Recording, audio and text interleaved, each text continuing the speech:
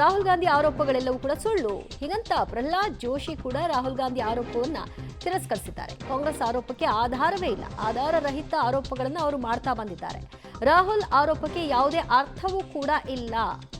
ಚುನಾವಣಾ ಆಯೋಗಕ್ಕೆ ಹೋಗಿ ರಾಹುಲ್ ಗಾಂಧಿ ಸ್ಪಷ್ಟನೆಯನ್ನ ಕೊಡ್ಲಿ, ಅದು ಬಿಟ್ಟು ಬಹಿರಂಗವಾಗಿ ಈ ರೀತಿ ಹೇಳೋದ್ರಿಂದ ಏನು ಪ್ರಯೋಜನ ಅಂತ ಪ್ರಹ್ಲಾದ್ ಜೋಶಿ ಅವರು ರಾಹುಲ್ ಗಾಂಧಿ ಅವರ ಆರೋಪಕ್ಕೆ ಟೀಕಿಸಿದ್ದಾರೆ.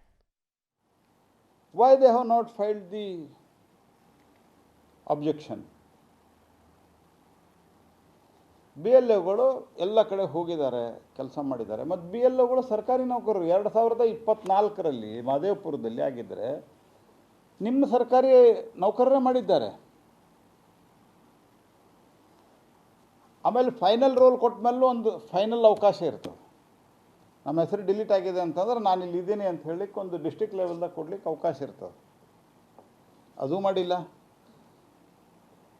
ಮತ್ತು ಇಲೆಕ್ಟ್ರೋಲ್ ರೋಲ್ಸ್ ಏನದ ಪ್ರತಿ ಕ್ಯಾಂಡಿಡೇಟಿಗೆ ಕೊಡ್ತಾರೆ, ಡಿಸ್ಟ್ರಿಕ್ಟ್ ಪಾರ್ಟಿಗೆ ಕೊಡ್ತಾರೆ, ಸ್ಟೇಟ್ ಪಾರ್ಟಿಗೆ ಕೊಡ್ತಾರೆ.